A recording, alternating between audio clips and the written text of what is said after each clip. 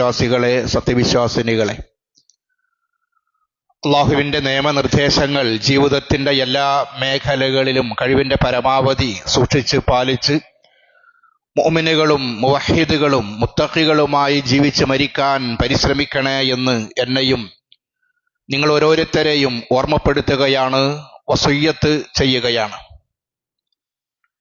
വിശുദ്ധ മാസത്തിലേക്ക് നമ്മൾ പ്രവേശിക്കുകയാണ്. ഇൻഷാ അല്ലാഹ് ഇന്ന് മാസം കാണുകയാണ് എങ്കിൽ നാളെ നമ്മൾ വ്രതാനുഷ്ഠാനം ആരംഭിക്കും.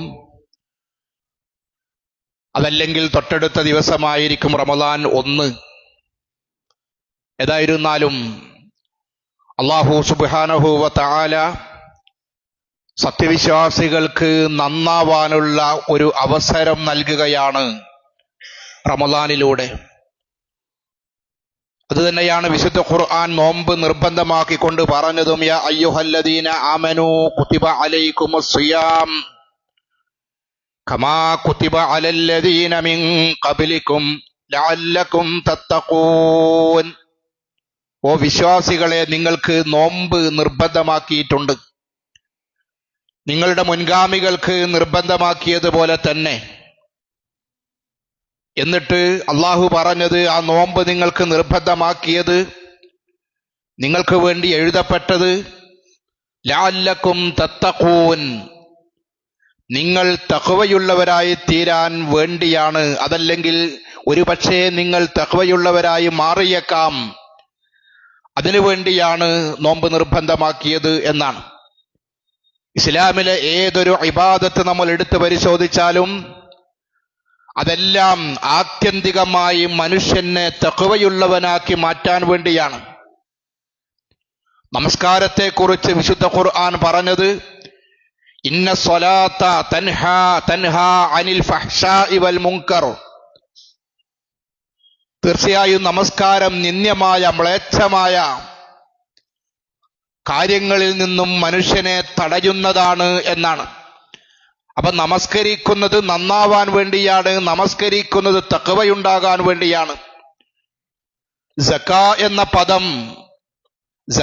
എന്ന പദം തന്നെ അർത്ഥമാക്കുന്നത് ശുദ്ധീകരണം എന്നാണ്. സമ്പത്ത് ശുദ്ധീകരിക്കുന്നു, സക്കാത്തിലൂടെ മനസ്സ് വിമലീകരിക്കുന്നു. അങ്ങനെ സക്കാത്ത് നൽകിക്കൊണ്ട് തഖ്വ ആർജിക്കുക എന്നുള്ളതാണ്. തഖ്വയില്ലാത്തവർ സക്കാത്ത് നൽകുകയില്ലല്ലോ. ഹജ്ജിനെ കുറിച്ചും പറഞ്ഞത് അത് തന്നെയാണ്. ഹജ്ജിന്റെ കാര്യങ്ങൾ വിശദീകരിച്ചുകൊണ്ട് അവസാനം അല്ലാഹു പറഞ്ഞത്, ഫഇന്ന ഖൈറസ്സാദി തഖ്വാ. ഹജ്ജിന് ഏറ്റവും നല്ല വിഭവം, യാത്രാ വിഭവം എന്ന് പറയുന്നത് തഖ്വയാകുന്നു. അപ്പൊ തഖ്വയോടുകൂടി പോവുകയും തഖ്വയോടുകൂടി തിരിച്ചു വരികയും ചെയ്യുക എന്നുള്ളതാണ് ഹജ്ജിന്റെ മർമ്മപ്രധാനമായ കാര്യം എന്ന് വിശുദ്ധ ഖുർആൻ പഠിപ്പിക്കുന്നുണ്ട്. ജുമുഅ ഖുത്ബ തുടങ്ങുമ്പോഴും മറ്റ് പ്രസംഗങ്ങളെല്ലാം ആരംഭിക്കുമ്പോഴുമെല്ലാം തഖ്വ കൊണ്ടുള്ള വസിയ്യത്തുകൾ നമ്മൾ കേൾക്കാറുണ്ട്. റസൂലുള്ളാഹി സ്വല്ലല്ലാഹു അലൈഹി വസല്ലം തഖ്വ കൊണ്ട് വസിയ്യത്ത് ചെയ്യാറുണ്ടായിരുന്നു. തഖ്വയുമായി ബന്ധപ്പെടുന്ന ആയത്ത് ഓതാറുണ്ട്. യാ അയ്യുഹല്ലദീന ആമനുത്തഖുല്ലാഹ ഹഖ്ക തുഖാതിഹ്. ഓ വിശ്വാസികളെ, നിങ്ങൾ തഖ്വയുള്ളവരാകണം. ഹഖ്ക തുഖാതിഹി, എങ്ങനെയാണോ തഖ്വ ഉണ്ടാകേണ്ടത് അതിന്റെ യഥാർത്ഥമായ രൂപത്തിൽ നിങ്ങളിൽ തഖ്വയുണ്ടാകണം. ഫലാ തമൂതുന്ന ഇല്ലാ വ അൻതും മുസ്ലിമൂൻ. മുസ്ലിമീങ്ങളായിക്കൊണ്ടല്ലാതെ നിങ്ങൾ മരണപ്പെട്ടു പോകാൻ പാടില്ല. അപ്പോൾ അങ്ങനെ വിശുദ്ധ ഖുർആൻ ഒരുപാട് സ്ഥലങ്ങളിൽ തഖ്വ ഉണ്ടാകാൻ വേണ്ടി സൂചിപ്പിക്കുന്നുണ്ട്. നമ്മൾ റമദാനിലേക്ക് പ്രവേശിക്കുമ്പോഴും തഖ്വയാണ് നമ്മൾക്ക് കൈമുതലായി ഉണ്ടാകേണ്ടത്. എന്താണ് തഖ്വ എന്ന് പറഞ്ഞാൽ, നമ്മളിങ്ങനെ കേൾക്കാറുണ്ടല്ലോ തഖ്വ എന്ന്. തഖ്വ കൊണ്ടുള്ള വസിയത്ത് കേൾക്കുന്നുണ്ടല്ലോ, തഖ്വ ഉണ്ടാകണമെന്ന് പറയുന്നുണ്ടല്ലോ, തഖ്വ ഉള്ളവനാകണം എന്ന് നമ്മൾ ഓരോരുത്തരും ആഗ്രഹിക്കാറുണ്ടല്ലോ. എന്താണ് തഖ്വ എന്ന് പറഞ്ഞാൽ, മഹാനായ ഉബയ്യ് റളിയല്ലാഹു അൻഹു ഉമർ ഇബ്നുൽ ഖത്താബ് റളിയല്ലാഹു അൻഹുവിനോട് ഒരിക്കൽ ചോദിച്ചു, യാ ഉമർ, മാ ഹുവ തഖ്വ, എന്താണ് തഖ്വ എന്ന് പറഞ്ഞാൽ? ഉമർ ഫാറൂഖ് റളിയല്ലാഹു അൻഹു ഉബയ്യ് റളിയല്ലാഹു അൻഹുവിനോട് തിരിച്ച് ഒരു ചോദ്യം ചോദിക്കുകയാണ്. ഹൽ അഖദ്ത ത്വരീഖൻ ദാ ശൗക, താങ്കൾ മാലിന്യം നിറഞ്ഞ കല്ലും മുള്ളും നിറഞ്ഞ ഏതെങ്കിലും ഊടുവഴികളിലൂടെ നടന്നു പോകാറുണ്ടോ? കല്ലും മുള്ളുമെല്ലാം നിറഞ്ഞ ചെറിയൊരു ഇടവഴിയിലൂടെ നടന്നു പോകാറുണ്ടോ എന്ന് ഉബയ്യ് റളിയല്ലാഹു അൻഹു പറഞ്ഞു, ബല, അതേ, നമ്മളൊക്കെ അത്തരം സന്ദർഭങ്ങളൊക്കെ നമ്മുടെ ജീവിതത്തിൽ ഉണ്ടാകാറുണ്ടല്ലോ. മാലിന്യമുള്ള, ചെളികെട്ടിയ, കുപ്പിച്ചില്ലുകളുള്ള, മുള്ളുകളുള്ള വഴികളിലൂടെയൊക്കെ നമ്മൾ താണ്ടി സഞ്ചരിക്കേണ്ടി വരും. ഉമർ ഫാറൂഖ് റളിയല്ലാഹു അൻഹു ചോദിച്ചു, ഫമാ അമിൽത, അപ്പോൾ എങ്ങനെയാണ് താങ്കൾ സഞ്ചരിക്കാറുള്ളത്, എങ്ങനെയാണ് പോകാറുള്ളത്? ഉബയ്യ് റളിയല്ലാഹു അൻഹു പറഞ്ഞു, ശമർതു വജ്തഹിതു, വളരെ സൂക്ഷ്മതയോടുകൂടിയാണ് ഓരോ കാലടിയും മുന്നോട്ടെടുത്ത് വെക്കുക. കാലിൽ മാലിന്യമാവാതിരിക്കാൻ, കാലിൽ ചെളി പുരളാതിരിക്കാൻ, കാലിൽ മുള്ളു തറയ്ക്കാതിരിക്കാൻ ഓരോ കാലടികളും സൂക്ഷ്മതയോടുകൂടിയാണ് മുന്നോട്ടെടുത്ത് വെച്ചുകൊണ്ട് നടക്കുക, സഞ്ചരിക്കുക. ഉമർ ഇബ്നുൽ ഖത്താബ് റളിയല്ലാഹു അൻഹു പറഞ്ഞു, ഫദാലിക തഖ്വ, അതെ, അതുതന്നെയാണ് തഖ്വ എന്ന് പറയുന്നത്. നമ്മൾ സഞ്ചരിക്കുന്ന സഞ്ചാര വഴികളിൽ മാലിന്യങ്ങളാകുന്ന ഒരുപാട് തിന്മകളുണ്ട്. നമ്മൾ കണ്ണുകൊണ്ട് നോക്കുമ്പോൾ അവിടെ തിന്മകളുണ്ടാകും, നമ്മൾ സംസാരിക്കുന്നിടത്ത് തിന്മകളുണ്ടാകും, നമ്മൾ കേൾക്കുന്നിടത്ത് തിന്മകളുണ്ടാകും, നമ്മൾ നടക്കുന്നിടത്ത് തിന്മകളുണ്ടാകും. ഇങ്ങനെ നമ്മുടെ ജീവിത വ്യവഹാര മാർഗങ്ങളിലെല്ലാം ഒരുപാട് മാലിന്യമാകുന്ന തിന്മകളുണ്ടാകുമ്പോൾ അവിടെയെല്ലാം സൂക്ഷിച്ചുകൊണ്ട് നടക്കുക. കണ്ണുകൊണ്ട് കാണേണ്ടത് മാത്രം കാണുക, കേൾക്കാൻ പാടില്ലാത്തത് കേൾക്കാതിരിക്കുക, പോകാൻ പാടില്ലാത്തയിടത്ത് പോകാതിരിക്കുക, എടുക്കാൻ പാടില്ലാത്തത് എടുക്കാതിരിക്കുക, തിന്നാൻ പാടില്ലാത്തത് തിന്നാതിരിക്കുക. ഇങ്ങനെ ജീവിതത്തിന്റെ എല്ലാ മേഖലകളിലും അള്ളാഹുവിനെ കുറിച്ചുള്ള ബോധമുണ്ടാവുക. അള്ളാഹു കാണുന്നുണ്ട് എന്ന്, അള്ളാഹു കേൾക്കുന്നുണ്ട് എന്ന്, അള്ളാഹു അറിയുന്നുണ്ട് എന്നുള്ള ബോധമുണ്ടാവുക എന്നുള്ളതാണ്. ഇന്ന സമഅ വൽ ബസറ വൽ ഫുആദ കുല്ലു ഉലൈക അൻഹു മസ്ഊലാ, നിങ്ങളുടെ കേൾവിയും നിങ്ങളുടെ കാഴ്ചയും നിങ്ങളുടെ മനസ്സിൽ ഹൃദയത്തിന്റെ ഉള്ളിലുള്ള കാര്യങ്ങളും എല്ലാം നാളെ അള്ളാഹു ചോദ്യം ചെയ്യുന്നതാണ്. വഇൻ തുബ്ദൂ മാ ഫീ അൻഫുസികും ഔ തുഖ്ഫൂഹു യുഹാസിബുകും ബിഹില്ലാഹ്, മനസ്സിന്റെ ഉള്ളിലുള്ള കാര്യങ്ങൾ ഒളിപ്പിച്ചു വെച്ചാലും അത് നിങ്ങൾ പരസ്യപ്പെടുത്തിയാലും എല്ലാം അള്ളാഹു ചോദ്യം ചെയ്യും, എല്ലാം വിചാരണ ചെയ്യപ്പെടും, ഒന്നും വിട്ടുപോവുകയില്ല. മഹാനായ ലുഖ്മാൻ അലൈഹി സ്വലാത്തു വസ്സലാം തന്റെ മകനോട് പറഞ്ഞതും അത് തന്നെയാണല്ലോ. യാ ബുനയ്യ ഇന്നഹാ ഇൻ തകു മിസ്ഖാല ഹബ്ബത്തിൻ മിൻ ഖർദൽ ഫതകുൻ ഫീ സഖറ ഔ ഫിസ് സമാവാതി ഔ ഫിൽ അർദ് യഅതി ബിഹല്ലാഹ് ഇന്നല്ലാഹ ലതീഫുൻ ഖബീർ. യാ ബുനയ്യ, പൊന്നുമോനെ, ഇന്നഹാ, ഒരു കാര്യം, ഇൻ തകു മിസ്ഖാല ഹബ്ബത്തിൻ മിൻ ഖർദൽ, അത് ചെറിയൊരു കടുകുമണി പോലെ അല്ലെങ്കിൽ അതിനേക്കാളും ചെറുതായ വളരെ നിസ്സാരമായ ഒരു കാര്യമാകട്ടെ, ഫതകുൻ ഫീ സഖറ, അത് ഏതെങ്കിലും പാറക്കെട്ടിന്റെ ഉള്ളിൽ ഒളിപ്പിച്ചു വെച്ചാൽ, ഔ ഫിസ് സമാ, അതല്ലെങ്കിൽ ആകാശത്തിൽ എവിടെയെങ്കിലും ഒളിപ്പിച്ചു വെച്ചാൽ, ഔ ഫിൽ അർദ്, ഭൂമിയിൽ എവിടെയെങ്കിലും ഒളിപ്പിച്ചു വെച്ചാലും, യഅതി ബിഹല്ലാഹ്, അള്ളാഹു അത് കൊണ്ടുവരിക തന്നെ ചെയ്യും. അള്ളാഹു അത് കൊണ്ടുവരുന്നവനാണ് എന്നാണ് വിശുദ്ധ ഖുർആൻ ലുഖ്മാൻ അലൈഹി സ്വലാത്തു വസ്സലാം മകന് നൽകുന്ന ഉപദേശമായിട്ട് നമ്മുടെ ശ്രദ്ധയിലേക്ക് കൊണ്ടുവരുന്നത്. അപ്പോൾ ഏതൊരു കാര്യമായിരുന്നാലും, അതെത്ര നിസ്സാരമായിരുന്നാലും, അതാരും അറിയുന്നില്ല എന്ന് കരുതിയാലും, അതാരും കാണുന്നില്ല എന്ന് ധരിച്ചാലും, അള്ളാഹു അത് കൊണ്ടുവരും എന്നുള്ള ബോധമുണ്ടാവുക. അള്ളാഹു ആരാണ് എന്ന് ചോദിച്ചാൽ, ഇന്നല്ലാഹ ലതീഫുൻ ഖബീർ, അള്ളാഹു ലത്തീഫാണ്, അള്ളാഹു സൂക്ഷ്മമായി അറിയുന്നവനാണ്, അവൻ ഖബീറാണ്, അതിസൂക്ഷ്മമായി കാര്യങ്ങൾ വിലയിരുത്തുന്നവനാണ്. അപ്പൊ എല്ലാം സൂക്ഷ്മമായി വിലയിരുത്തുകയും എല്ലാം കണ്ടെത്തുന്നവനുമാണ് അല്ലാഹു എന്നുള്ള ആ ഒരു വിശ്വാസമാണ് തഖ്വ എന്ന് പറയുന്നത്. ജീവിതത്തിന്റെ എല്ലാ മേഖലകളിലും അല്ലാഹു എന്റെ കൂടെയുണ്ട്, അല്ലാഹു കാണുന്നുണ്ട് എന്നുള്ള ബോധമുണ്ടാവുക. ഇന്നല്ലദീന യഖ്ശൗന റബ്ബഹും ബിൽ ഗൈബ്, അല്ലാഹുവിനെ നമ്മൾ ഭയപ്പെടേണ്ടത് അദൃശ്യമായി കൊണ്ടാണ്. അദൃശ്യമായി ഭയപ്പെടുന്നവരാരാണോ അവർക്കാണ് ലഹും മഗ്ഫിറ, അല്ലാഹു മഗ്ഫിറത്ത് നൽകുന്നത്. വഅജ്റുൻ കബീർ, മഹത്തായ പ്രതിഫലം അല്ലാഹു നൽകുന്നതും അദൃശ്യമായിട്ട് അല്ലാഹുവിനെ ഭയപ്പെടുന്നവർക്കാണ്. ആളുകൾ കാണുമ്പോഴല്ല, ആളുകൾ കാണുമ്പോഴുള്ള ഭക്തിയല്ല, മറ്റുള്ളവരുടെ മുമ്പിൽ പ്രകടിപ്പിക്കുന്ന ഭക്തിയല്ല, ആരും കാണാതെ ആരും അറിയാതെ ഞാനും റബ്ബുമായുള്ള ഒരു കരാറാണ് എന്നുള്ള ബോധമുണ്ടാകുമ്പോഴാണ്. അതാണല്ലോ നമ്മൾ നോമ്പെടുക്കുമ്പോഴും നമ്മളിൽ ഉണ്ടാകുന്നത്. നമ്മൾ വ്രതമനുഷ്ഠിക്കുമ്പോൾ നമുക്ക് വെള്ളം കുടിക്കാനുള്ള ഒരുപാട് അവസരങ്ങളുണ്ട്, നല്ല ദാഹമുണ്ട്, നല്ല ചൂടാണ്, ആരും കാണാതെ ഭക്ഷണം കഴിക്കാം, ആരും കാണാതെ വെള്ളം കുടിക്കാം. പക്ഷേ ആരും അറിയുന്നില്ലെങ്കിലും കാണുന്നില്ലെങ്കിലും നമ്മളൊന്നും വെള്ളം കുടിക്കുന്നില്ല, നമ്മളൊന്നും ഭക്ഷണം കഴിക്കുന്നില്ല. ആ ബാങ്കിന്റെ സമയം വരെയും നമ്മൾ കാത്തു നിൽക്കുന്നത് എന്തിനു വേണ്ടിയാണോ? അതാണ് തഖ്വ എന്ന് പറയുന്നത്. അതാണ് തഖ്വ എന്ന് പറയുന്നത്. തഖ്വ എന്ന കാര്യം പറയുമ്പോൾ ഏറ്റവും മികച്ച ഉദാഹരണമായി നമുക്ക് പറയാൻ കഴിയുന്നത് മഹാനായ യൂസുഫ് അലൈഹിസ്സലാത്തു വസ്സലാമിനെയാണ്. യൂസുഫ് നബി അലൈഹിസ്സലാത്തു വസ്സലാം നമുക്കറിയാമല്ലോ അദ്ദേഹത്തിന്റെ ചരിത്രം. മറ്റാരുമില്ലാത്തൊരു സന്ദർഭമാണ്. അദ്ദേഹം ജീവിക്കുന്നത് കൊട്ടാരത്തിലാണ്. ആ കൊട്ടാരത്തിലെ രാജ്ഞിയാണ്.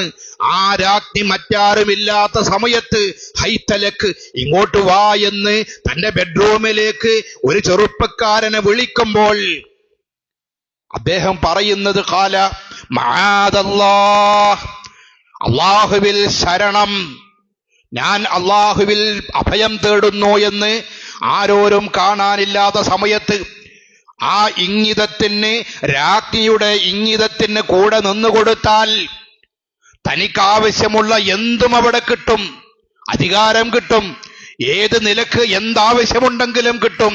പക്ഷേ ഇതെല്ലാം ഉണ്ടായിട്ടും ഒരു പുരുഷനായിട്ടും ഒരു സുന്ദരനായിട്ടും ഒരു യുവാവായിട്ടും മആദല്ലാഹ്, അല്ലാഹുവിൽ ഞാൻ അഭയം തേടുന്നു. അദ്ദേഹം പറയുന്നത് അതിന്റെ കാരണം കൂടി പറയുന്നുണ്ട്. ഇന്നഹു റബ്ബി അഹ്സന മസ്വായ, അല്ലാഹു എനിക്ക് നല്ലൊരു താമസ സൗകര്യം നൽകിയിട്ടുണ്ട്. എവിടെയെങ്കിലും ഒറ്റപ്പെട്ടു പോകുമായിരുന്ന, പൊട്ടക്കിണറ്റിൽ കിടന്ന് മരണപ്പെട്ടു പോകുമായിരുന്ന, വിശന്ന് മരിക്കുമായിരുന്ന ആ അവസ്ഥയിൽ നിന്നും കൊട്ടാരത്തിലെ കൊട്ടാര സമാനമായ സുഖസൗകര്യങ്ങൾ അനുഭവിച്ചുകൊണ്ട് ജീവിക്കാനുള്ള ആ ഒരു സൗഭാഗ്യം എനിക്ക് എന്റെ റബ്ബ് നൽകിയിട്ടുണ്ട്. അതുകൊണ്ട് ഞാൻ ആ തെറ്റിലേക്ക് വരുന്നില്ല എന്ന് പറയുന്ന ഒരു മനുഷ്യൻ. എന്ന് മാത്രമല്ല, അവസാനം അദ്ദേഹത്തിന് ജയിലിലേക്ക് പോകേണ്ടി വരുന്ന ഒരു സന്ദർഭം വരെയുണ്ടാകുന്നു. അദ്ദേഹത്തിന്റെ ഒരു മഹത്തായ പ്രാർത്ഥനയുണ്ട് വിശുദ്ധ ഖുർആനിൽ. റബ്ബിസ് സിജ്നു അഹബ്ബു ഇലയ്യ മിമ്മാ യദൂനനി ഇലൈഹി വഇല്ലാ തസ്രിഫ് അന്നി കൈദഹുന്ന അസ്ബു ഇലൈഹിന്ന വഅകും മിനൽ ജാഹിലീൻ. നമ്മളൊക്കെ ജീവിതത്തിൽ സൗഭാഗ്യങ്ങൾ ഉണ്ടാകാൻ വേണ്ടി പ്രാർത്ഥിക്കുന്നവരാണ്. കരഞ്ഞൊക്കെ നമ്മൾ പ്രാർത്ഥിക്കുന്നുണ്ടെങ്കിൽ ഏറ്റവും കൂടുതൽ ദുനിയാവിലെ സൗകര്യങ്ങൾ കിട്ടാൻ വേണ്ടിയിട്ടാണ്, നമ്മുടെ മക്കൾ നന്നാവാൻ വേണ്ടിയിട്ടാണ്, ഒരുപാട് അനുഗ്രഹങ്ങൾ ഉണ്ടാകാൻ വേണ്ടിയിട്ടാണ്. എന്നാൽ യൂസുഫ് അലൈഹിസ്സലാത്തു വസ്സലാം ദുആ ചെയ്യുന്നത് റബ്ബിസ് സിജ്നു അഹബ്ബു ഇലയ്യ മിമ്മാ യദഊനനി ഇലൈഹി. ഈ ഒരു സ്ത്രീ എന്നെ എന്തിലേക്കാണോ ക്ഷണിക്കുന്നത്, ആ ക്ഷണിക്കുന്ന തിന്മയെക്കാളും ഞാൻ ഇഷ്ടപ്പെടുന്നത് റബ്ബേ ജയിലാകുന്നു, കാരാഗ്രഹമാകുന്നു. ആ തിന്മയെക്കാളും എനിക്കിഷ്ടം കാരാഗ്രഹമാണ് എന്ന് പ്രാർത്ഥിക്കുന്ന ഒരു മനുഷ്യൻ, വഇല്ലാത്ത സിർഫ് അന്നി കൈദഹുന്ന അസ്ബു ഇലൈഹിന്ന വഅകും മിനൽ ജാഹിലീൻ, അതല്ല ഇവിടെ തന്നെ ഇങ്ങനെ ഒറ്റപ്പെട്ട് കഴിയാനാണ് എന്റെ വിധിയെങ്കിൽ ഞാനൊരു മനുഷ്യനാണ്, ഞാനൊരു മനുഷ്യനാണ്. മനുഷ്യന്റേതായ വീക്ക്നെസ് എനിക്കുമുണ്ടാകാം. ഞാനൊരു പക്ഷേ അവരിലേക്ക് ചാഞ്ഞു പോയേക്കാം, ഞാൻ അവരിലേക്ക് ചാഞ്ഞു പോയേക്കാം. അതുകൊണ്ട് ഈ കൊട്ടാരത്തിൽ നിന്നും എന്നെ രക്ഷപ്പെടുത്തിയിട്ട് കാരാഗ്രഹത്തിലേക്ക് എത്തിക്കണം എന്ന് പ്രാർത്ഥിക്കുന്ന ഒരു മനുഷ്യൻ തഖ്വയുടെ ഏറ്റവും വലിയ ഉദാഹരണമാണ്. അതുപോലെ തന്നെയാണ് ഉമർ ഫാറൂഖ് റളിയല്ലാഹു അൻഹു. അദ്ദേഹം ഇസ്ലാം സ്വീകരിക്കുന്ന കാര്യമെല്ലാം കഴിഞ്ഞ ഖുത്ബയിൽ പറഞ്ഞു. അദ്ദേഹം ഖിലാഫത്ത് ഏറ്റെടുത്തിരുന്ന കാലഘട്ടത്തിൽ അദ്ദേഹം ഇങ്ങനെ ആളുകളെ കുറിച്ച് അന്വേഷിക്കാൻ വേണ്ടി ഇങ്ങനെ ഒറ്റക്ക് നടക്കുമ്പോൾ ഒരു വീട്ടിൽ നിന്നും ഒരു അടക്കി പിടിച്ച സംസാരം കേൾക്കുന്നു. പലപ്പോഴും നമ്മൾ കേട്ട കഥയാണ്. ആ സംസാരം അദ്ദേഹം ശ്രദ്ധിച്ചു നോക്കി. പാലിലേക്ക് വെള്ളം ചേർക്കാൻ പറയുന്ന ഒരു ഉമ്മയാണ്. അപ്പോൾ മകള് പറയാണ്, ഉമ്മ, ഇന്നലെയല്ലേ നമ്മൾ കേട്ടത് ഉമറിന്റെ പ്രസംഗം, ഖലീഫ പറഞ്ഞത് മായം ചേർക്കരുത് എന്നല്ലേ, എന്നിട്ട് എന്റെ ഉമ്മ എന്നോട് അതിനെ നിർബന്ധിക്കുകയാണോ? ഉമ്മ പറഞ്ഞു, എടി, ഉമർ ഇന്നലെ പറഞ്ഞു എന്നത് ശരിയൊക്കെ തന്നെയാണ്, പക്ഷെ ഉമർ എവിടെ? ഉമർ കാണുകയില്ലല്ലോ എന്ന് പറയുമ്പോ ആ പെൺകുട്ടി പറയുന്ന മറുപടി, ഉമർ കാണുകയില്ല, ഉമർ ഒരു പക്ഷേ ഉറങ്ങുകയായിരിക്കും. പക്ഷേ ഉറങ്ങാത്ത, മയങ്ങാത്ത, എല്ലാം വീക്ഷിച്ചു കൊണ്ടിരിക്കുന്ന, എല്ലാം കണ്ടുകൊണ്ടിരിക്കുന്ന ഒരു റബ്ബില്ലയുമ്മ, ആ റബ്ബിത് കാണുകയില്ലേ? റബ്ബിനെ കുറിച്ചല്ലേ ഉമർ ഖലീഫ ഇന്നലെ പറഞ്ഞത്, അല്ലാതെ ഖലീഫയെ പേടിക്കണമെന്നല്ലല്ലോ. അതുകൊണ്ട് ഉമ്മ, ആ തെറ്റ് ഞാൻ ചെയ്യുകയില്ല എന്ന് പറഞ്ഞിട്ട് അവിടുന്ന് തിരിച്ച് വീട്ടിലേക്ക് തിരിച്ചു നടക്കുന്ന ഉമർ, ഖലീഫ ഉമർ റളിയല്ലാഹു അൻഹു, അദ്ദേഹം പോയിട്ട് തന്റെ മകൻ ആസിമിനെ വിളിച്ചുകൊണ്ട് ചോദിക്കുന്ന ഒരു ചോദ്യമുണ്ട്. ആസിമേ, ഹല്ലക ഇംറഅത്തുൻ തഖ്ശല്ലാഹ ഫിസ്സിർരി വൽ അലാനിയ, മോനെ, രഹസ്യമായും പരസ്യമായും അള്ളാഹുവിനെ ഭയപ്പെടുന്ന ഒരു പെൺകുട്ടിയുണ്ട്, നിനക്ക് അവളെ കെട്ടാൻ താല്പര്യമുണ്ടോ എന്നാണ്. നമ്മളിവിടെ നോക്കണം ഒരു തഖ്വ. നമ്മൾ പലപ്പോഴും അവിടെ പാലിൽ വെള്ളം ചേർക്കാൻ പറഞ്ഞ ഉമ്മയെ നമ്മൾ ഒരു വില്ലത്തിയായിട്ടാണ് കാണാറുള്ളത്. പക്ഷെ അങ്ങനെയായിരുന്നില്ല ആ ചരിത്രം. ആ ഉമ്മ മകളെ പരീക്ഷിക്കുകയായിരുന്നു എന്നാണ് ആ ചരിത്രം രേഖപ്പെടുത്തുന്നത്. മകൾക്ക് എത്രത്തോളം തഖ്വയുണ്ട് എന്നൊരു പരീക്ഷണം നടത്തുകയായിരുന്നു ആ ഉമ്മ. ആ ഉമ്മയും തഖ്വയുള്ള ദീനുള്ള ഒരു ഉമ്മയായിരുന്നു എന്നാണ്. നമ്മുടെ ഉമ്മമാർക്കും നമ്മുടെ രക്ഷിതാക്കൾക്കുമെല്ലാം ഒരു പാഠമാണ്. ലഹരി ഉപയോഗിച്ചുകൊണ്ട് ഉമ്മയെയും മക്കളെയും അനുജനെയുമെല്ലാം, കുടുംബങ്ങളെ ക്രൂരമായി നെഞ്ചും തലയും തച്ചുടച്ച് പൊട്ടിച്ചിട്ട് കൊല്ലാൻ മണിക്കൂറുകളും ദിവസങ്ങളും എടുത്താലും യാതൊരു മനസാക്ഷിക്കുത്തുമില്ലാതെ കൊല്ലുന്ന രൂപത്തിൽ ലഹരി ഉപയോഗിക്കുന്ന മക്കളുടെ ലോകത്താണ് നമ്മളൊക്കെ ജീവിക്കുന്നത്. എന്റെ മകൻ, എന്റെ മകൾ ലഹരി ഉപയോഗിക്കുകയില്ല എന്ന് ധരിക്കുന്ന മാതാപിതാക്കളാണ്. ആ ഉമ്മ അവിടെ ചെയ്യുന്നത് തന്റെ മകൾ എത്രത്തോളം തഖ്വയുണ്ട് എന്നൊരു പരീക്ഷണമാണ്. നമ്മുടെ മക്കളെ നമ്മൾ എപ്പോഴും നിരീക്ഷിച്ചു കൊണ്ടിരിക്കണം. അവരുടെ ബാഗുകൾ പരിശോധിക്കണം, അവരുടെ മൊബൈലുകൾ പരിശോധിക്കണം, അവരുടെ ലാബുകൾ നോക്കണം. നമ്മുടെ മക്കൾ ലഹരി ഉപയോഗിക്കുന്നുണ്ടോ എന്ന്. ലോകം അങ്ങനെയാണ്, കാലം അങ്ങനെയാണ്. ആ കാര്യങ്ങളിലേക്ക് നമ്മുടെ ശ്രദ്ധയുണ്ടാകണം. അതാണ് ഉമറിന്റെ ആ സംഭവം നമ്മെ പഠിപ്പിക്കുന്നത്. ഉമ്മയുടെ തഖ്വ, ആ മകളുടെ തഖ്വ. എന്നിട്ട് ആ പാല് വിറ്റ് ജീവിക്കുന്ന ഒരു സാധാരണ കുടുംബത്തിലുള്ള ഒരു പെൺകുട്ടി, അവളെ തന്റെ മകനെ കൊണ്ട് കല്യാണം കഴിപ്പിക്കാൻ സന്നദ്ധനാകുന്ന ഉമർ എന്ന് പറയുന്ന ഒരു ഖലീഫയായ പിതാവ്, ആ പെൺകുട്ടിയെ കല്യാണം കഴിക്കാൻ സന്നദ്ധനാകുന്ന ഖലീഫയുടെ മകൻ, വിവാഹത്തിന് നമ്മുടെ മകൾക്ക് വേണ്ടിയിട്ട്, നമ്മുടെ മകന് വേണ്ടിയിട്ട് വിവാഹം അന്വേഷിക്കുമ്പോ എന്തൊക്കെ കാര്യങ്ങളാണ് ഞാനും നിങ്ങളുമൊക്കെ നോക്കാറുള്ളത്. എന്തൊക്കെ വേണം നമുക്ക്?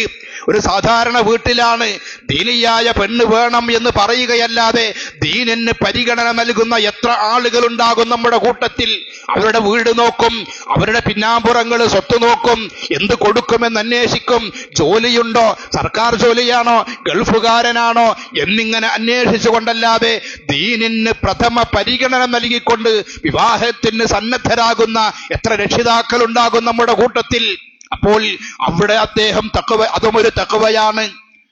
അള്ളാഹുവിനെ ഭയപ്പെടുന്ന, രഹസ്യമായും പരസ്യമായും അള്ളാഹുവിനോട് ഭയപ്പാടുള്ള ഒരു പെൺകുട്ടിയെ തന്റെ കുടുംബത്തിലേക്ക് തന്റെ മകന് വധുവായി കൊണ്ട്, തന്റെ മരുമകളായി കൊണ്ട് കൊണ്ടുവരാൻ തയ്യാറാകുന്ന ഖലീഫ. അതാണ് തഖ്വ എന്ന് പറയുന്നത്. അതാണ് തഖ്വ എന്ന് പറയുന്നത്. ഇതാണ് ഒരു സത്യവിശ്വാസിക്ക് ആവശ്യമുള്ളത്. റസൂലുള്ളാഹി സ്വല്ലല്ലാഹു അലൈഹി വസല്ലം ഗുഹയിൽ കുടുങ്ങിയ 3 ആളുകൾ രക്ഷപ്പെടാൻ വേണ്ടി നടത്തിയ ദുആ പഠിപ്പിച്ചിട്ടില്ലേ? അതിലൊരാൾ പറഞ്ഞത്, അയാൾക്കൊരു പെൺകുട്ടിയോട് അതിയായ മോഹമുണ്ടായിരുന്നു. ഒരുപാട് തവണ അവളെ സമീപിച്ചോളെ സന്നദ്ധരായില്ല. ഒരു സന്നിഗ്ധ ഘട്ടത്തിൽ അവൾക്കൊരു പണത്തിന്റെ ആവശ്യം വന്നപ്പോൾ പലരോടും സമീപിച്ച് കിട്ടിയില്ല. അവസാനം എന്റെ അടുക്കലേക്കാണ് അവൾ വന്നത്. ഞാൻ പറഞ്ഞു, കാശ് ഞാൻ തരാം, പണം ഞാൻ തരാം, പക്ഷേ എന്റെ ഇംഗിതത്തിന് വഴങ്ങാൻ സന്നദ്ധയാകണം. മറ്റൊരു നിവൃത്തിയും ഉണ്ടായിരുന്നില്ല. ആ പെൺകുട്ടി അദ്ദേഹത്തിന് വഴങ്ങാൻ വേണ്ടി സന്നദ്ധയായി.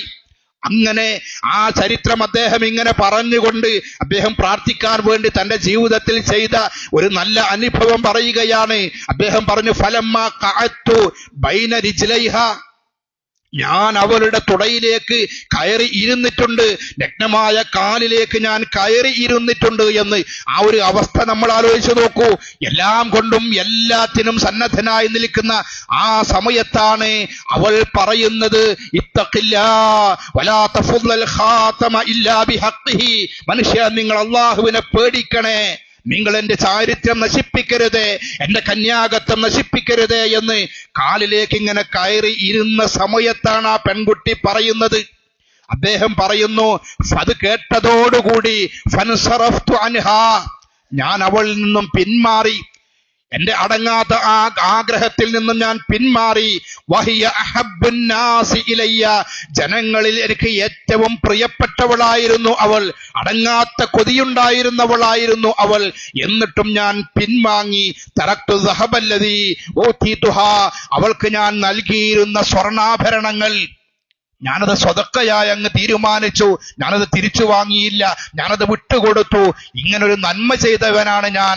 അല്ലാഹുവേ, എന്റെ നന്മ നീ സ്വീകരിക്കുന്നു എങ്കിൽ, നീ അത് കബൂൽ ചെയ്യുന്നുണ്ട് എങ്കിൽ ഈ ഗുഹയിൽ നിന്നും ഞങ്ങൾ രക്ഷപ്പെടുത്തണേ എന്ന് അദ്ദേഹം പ്രാർത്ഥിച്ചു എന്നാണ് പശ്ചാത്തലങ്ങൾ, ഞാൻ പറയുന്നില്ല.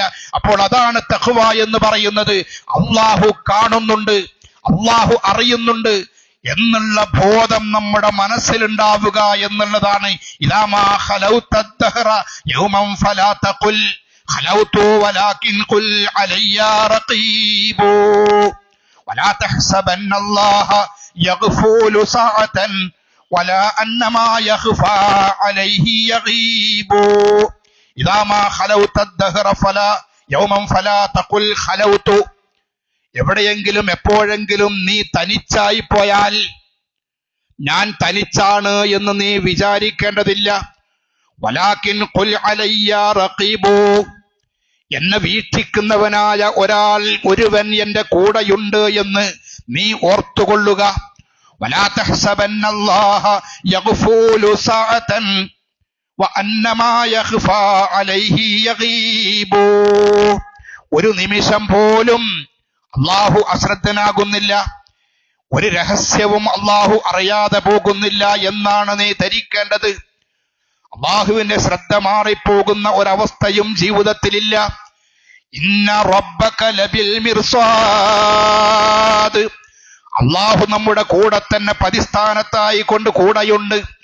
മാ യൽഫിളു മിൻ ഖൗലിൻ ഇല്ലാ ലദൈഹി റഖീബുൻ അതീദ്, റഖീബുൻ അതീദ്, വീക്ഷിച്ചുകൊണ്ട് രേഖപ്പെടുത്തിക്കൊണ്ടല്ലാതെ ഒരു വാക്ക് പോലും മനുഷ്യൻ സംസാരിക്കുന്നില്ല എന്നുള്ള ബോധമാണ് ഉണ്ടാകേണ്ടത്. ഈ ബോധമുണ്ടാക്കുക എന്നുള്ളതാണ് റമദാനിലൂടെ അള്ളാഹു ഉദ്ദേശിക്കുന്നത്. ഈ ബോധമുണ്ടാകാൻ വേണ്ടിയാണ് അള്ളാഹു നോമ്പ് നിർബന്ധമാക്കിയത്. പകൽ സമയങ്ങളിൽ പട്ടിണി കിടന്നതുകൊണ്ട് പ്രത്യേകിച്ച് യാതൊരു പ്രയോജനവുമില്ല എന്ന് റസൂലുള്ളാഹി സ്വല്ലല്ലാഹു അലൈഹി വസല്ലം പഠിപ്പിച്ചിട്ടുണ്ട്. ആ പട്ടിണിയേക്കാൾ ഉപരിയായിട്ട് മനസ്സ് നന്നാക്കാൻ വേണ്ടിയാണ്, അള്ളാഹുവിലേക്ക് നമ്മുടെ മനസ്സ് സമർപ്പിക്കാൻ വേണ്ടിയാണ്, എന്റെ ജീവിതം മാറുകയാണ് എന്നുള്ള ഒരു പ്രതിജ്ഞ നമ്മുടെ ജീവിതത്തിൽ ഉണ്ടാകണം. നമ്മുടെ ജീവിതത്തിലെ അവസാനത്തെ റമദാനാണിത്. ഇനിയൊരു റമദാൻ നമ്മുടെ ജീവിതത്തിൽ ഉണ്ടാകണമെന്നില്ല. നന്നാവാനുള്ള അവസാനത്തെ ചാൻസാണ്. കഴിഞ്ഞ റമദാനിൽ ഉണ്ടായിരുന്ന എത്രയെത്ര ആളുകളാണ് കുഴഞ്ഞു വീണ് മരണപ്പെട്ടത്, എത്രയെത്ര ആളുകളാണ് ഓർമ്മശക്തി നഷ്ടപ്പെട്ടു പോയിട്ടുള്ളത്, ആരോഗ്യം ക്ഷയിച്ച് നോമ്പെടുക്കാൻ പറ്റാത്ത എത്രയെത്ര ആളുകളുണ്ട്. മരിക്കാൻ 60 കഴിയട്ടെ 70 കഴിയട്ടെ എന്നുള്ള നമ്മുടെ ചിന്തകളൊക്കെ ഇന്നും മാറിപ്പോയിട്ടില്ലേ? 5 വയസ്സും 10 വയസ്സുമുള്ള കുട്ടികൾ മുതൽ നല്ല ചുറുചുറുക്കുള്ള യുവാക്കൾ പോലും പെട്ടെന്ന് കുഴഞ്ഞു വീണ് മരിക്കുന്ന കാലഘട്ടത്തിലല്ലേ നമ്മൾ ജീവിക്കുന്നത്? രോഗം നമ്മുടെ കൂടെ തന്നെ ഇല്ലേ? എപ്പോഴാണ് രോഗം പിടിപെടുക, എപ്പോഴാണ് ഓർമ്മശക്തി നഷ്ടപ്പെടുക എന്നൊന്നും പറയാൻ പറ്റാത്ത ഒരു കാലഘട്ടത്തിൽ കൂടിയാണ് നമ്മൾ ജീവിക്കുന്നത്. അതുകൊണ്ട് ഇനിയൊരു റമദാൻ കൂടെ നമ്മുടെ ജീവിതത്തിൽ വരും എന്ന് നമ്മൾ ആരും ധരിക്കേണ്ടതില്ല.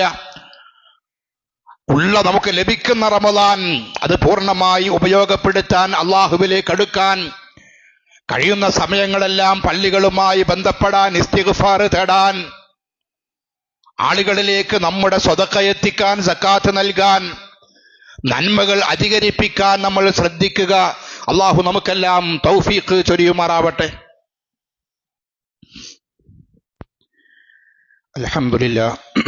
അൽഹംദുലില്ലാഹി റബ്ബിൽ ആലമീൻ വൽആഖിബത്തു ലിൽ മുത്തഖീൻ. അല്ലാഹുമ്മ സ്വല്ലി അലാ മുഹമ്മദിൻ വഅലാ ആലി മുഹമ്മദ്. ഇത്തഖുല്ലാഹ ഇബാദുല്ലാഹ്.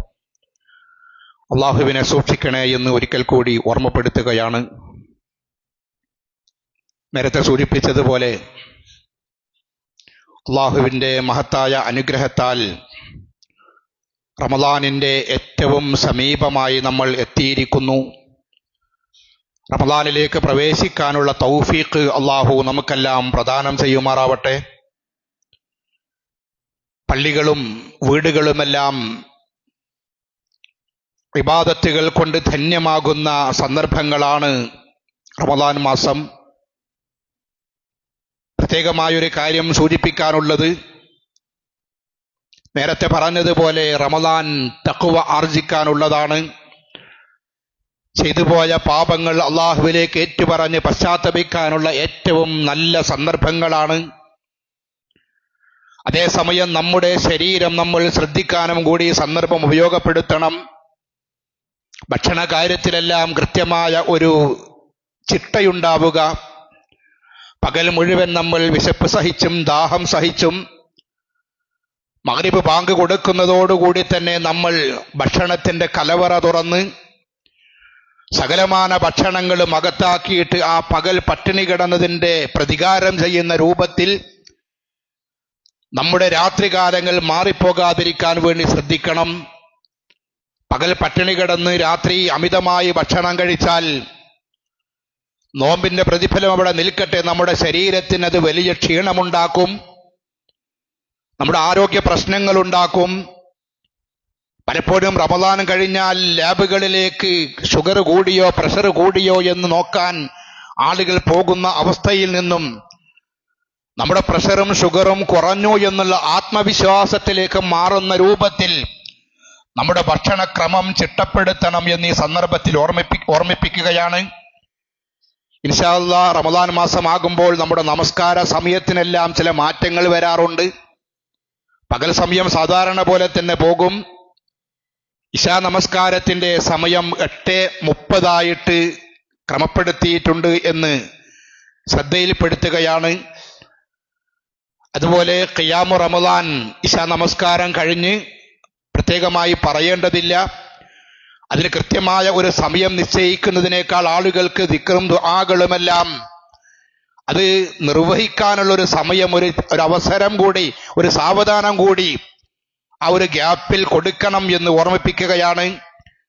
സാധാരണ ഇശാ കഴിഞ്ഞ് ആളുകൾ ദിക്റും ദുആകളൊക്കെ വളരെ സാവധാനം ചൊല്ലുന്നുവെങ്കിൽ റമദാൻ മാസമായാൽ ആളുകൾക്ക് തിടുക്കമാണ്. ആ സമയം നിശ്ചയിച്ചിട്ട് ആ സമയത്തിനുള്ളിൽ അത് പെട്ടെന്ന് തീർത്തില്ല എങ്കിൽ ഇവിടെ ഖിയാമു റമദാൻ ആരംഭിച്ചു പോകും. അതുകൊണ്ട് അതിനുള്ളൊരു സാവകാശം തുടങ്ങി ഒരു 5 മിനിറ്റ് കൂടി നീണ്ടുപോയാൽ അതുകൊണ്ട് പ്രത്യേകിച്ചൊന്നും സംഭവിക്കാനില്ല എന്ന കാര്യം കൂടി നമ്മുടെ ശ്രദ്ധയിൽ വെക്കുക. അതുപോലെ സുബ്ഹ് നമസ്കാരം ബാങ്കിന് ശേഷം 20 മിനിറ്റ് കഴിഞ്ഞിട്ടാണ് ആരംഭിക്കുക. ഇവിടെ പള്ളിയിൽ എല്ലാ ദിവസവും ഇഫ്താർ ഉണ്ടായിരിക്കും. അതിലെല്ലാവർക്കും പങ്കെടുക്കാവുന്നതാണ്. ആ ഇഫ്താറിന് ഒരു ദിവസത്തേക്ക് 2000 രൂപയാണ് ചിലവ് പ്രതീക്ഷിക്കുന്നത്.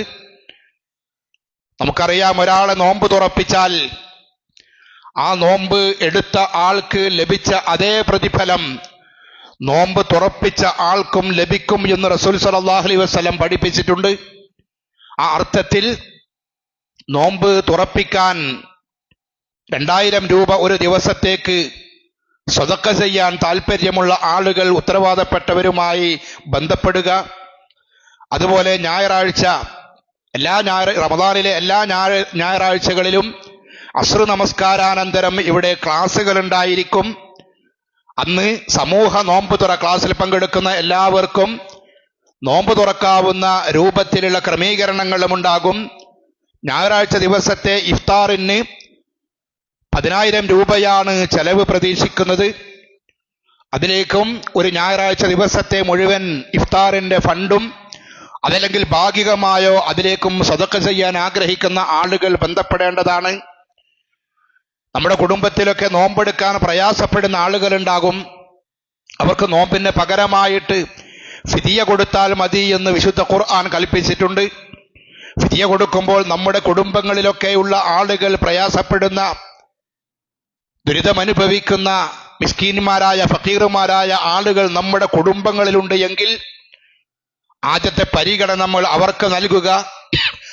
അതല്ല നമ്മൾ അത് പുറത്തേക്ക് കൊടുക്കാൻ ആഗ്രഹിക്കുകയാണ് എങ്കിൽ അത് ഇവിടെ വേണ്ട രൂപത്തിൽ അത് കൊടുക്കാനുള്ള സംവിധാനങ്ങൾ നമ്മുടെ പള്ളിയിൽ, നമ്മുടെ മഹല്ലിലുണ്ട്.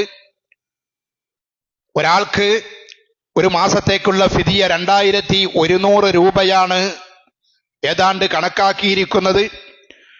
അതിൽ കൂടുതൽ നൽകുകയാണ് എങ്കിൽ അതും ഖൈറാണ് എന്ന് വിശുദ്ധ ഖുർആൻ ഫിദിയയുമായി ബന്ധപ്പെട്ട് പറഞ്ഞിട്ടുണ്ട്. അപ്പൊ 2,100 കൊടുക്കാം, അതിൽ കൂടുതലായിട്ട് കൊടുക്കാം. അത് അർഹതപ്പെട്ട ആളുകളിലേക്ക് എത്തും എന്നുള്ള ഉറപ്പ് ഇവിടെ നിങ്ങൾക്ക് നൽകുകയാണ് ഇൻഷാ അല്ലാഹ്. അതേപോലെ തന്നെ ഇന്നും നമ്മുടെ പള്ളിക്ക് വേണ്ടിയുള്ള സ്വതക്കയാണ് ഇവിടെ സ്വീകരിക്കുന്നത്. അതിന്റെ പണി ഏതാണ്ട് പൂർത്തിയായിട്ടുണ്ട്. പക്ഷെ ഫണ്ട് മുഴുവനായിട്ട് കിട്ടിയിട്ടില്ല. അതുകൊണ്ട് നമ്മുടെ പള്ളിയുമായി ബന്ധപ്പെട്ട ഇപ്പോൾ നടന്നുകൊണ്ടിരിക്കുന്ന വർക്കിന് ആവശ്യമായ ഫണ്ടിലേക്ക് ഇന്ന് നമസ്കാരത്തിന് ശേഷം എല്ലാവരും നല്ല മനസ്സോടുകൂടി സ്വതക്ക ചെയ്യണം എന്നുകൂടി സന്ദർഭത്തിൽ ഓർമ്മിപ്പിക്കുന്നു.